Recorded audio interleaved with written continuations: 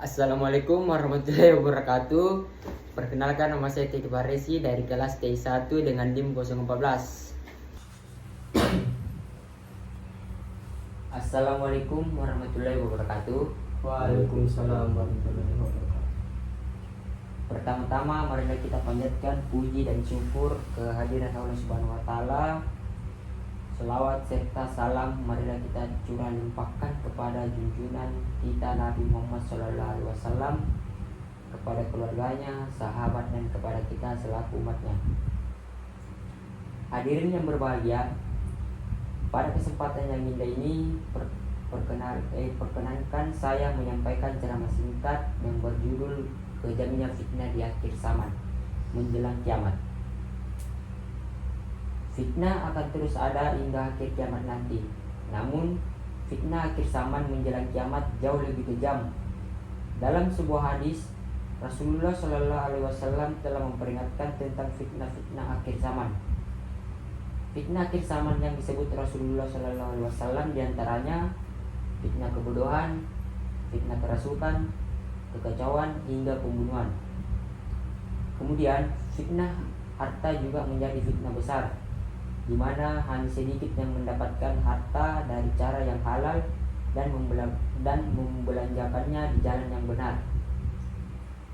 Setelah mengetahui fitnah-fitnah yang akan datang di akhir zaman, Muslim bisa meminta perlindungan kepada Allah Subhanahu wa taala agar terhindar dari fitnah tersebut sebagaimana yang diperintahkan kepada Rasulullah SAW.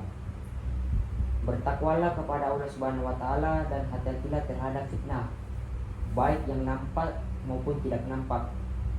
Berhati-hatilah terhadap hal-hal yang bisa memalingkan dirimu dari agama, baik itu harta, keluarga, ataupun anak.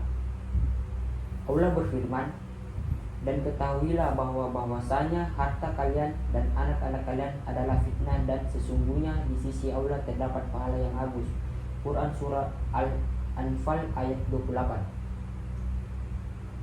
Sesungguhnya Nabi Shallallahu Alaihi Wasallam telah mengabarkan bahwa menggambarkan kepada umatnya tentang peristiwa yang akan terjadi di akhir zaman nanti.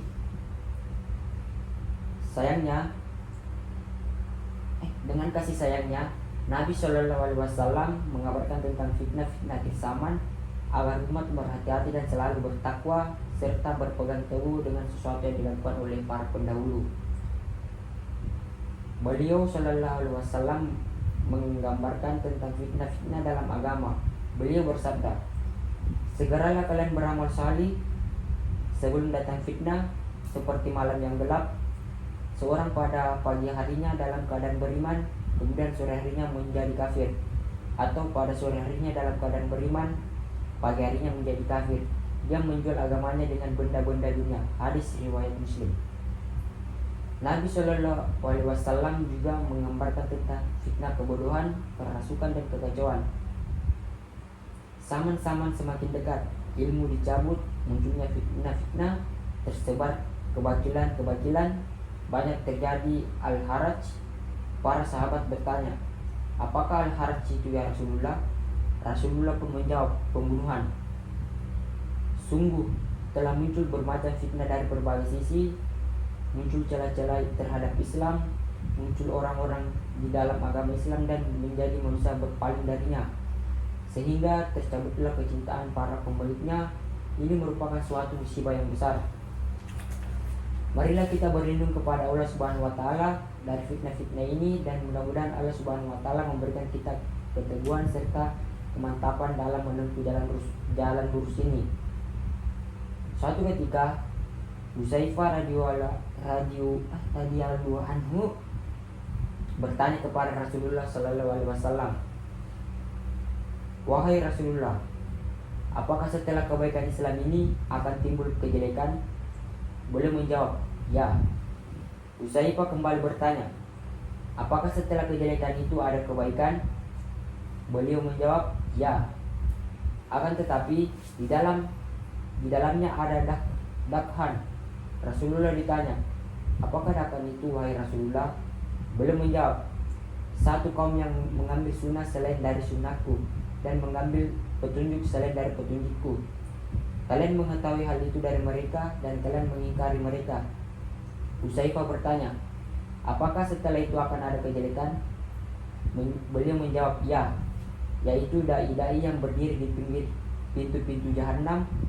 Barang siapa yang menerima ajakan mereka akan dicampakkan ke dalamnya. Hudzaifah bertanya, wahai Rasulullah, gambarkanlah sifat mereka untuk kami. Rasulullah menjawab, mereka adalah orang-orang seperti kita dan berbicara dengan bahasa kita. Sungguh telah tertanam pada diri hamba sifat bakhil dan tamak, sehingga banyak di antara mereka yang menolak membayar zakat dan nafkah yang wajib. Banyak orang yang tampak dan berusaha sekuat tenaga untuk mendapatkan sesuatu yang sebenarnya ia tidak berhak, sehingga banyak kekacauan dan pembunuhan. Ada terus sampai hari kiamat nanti.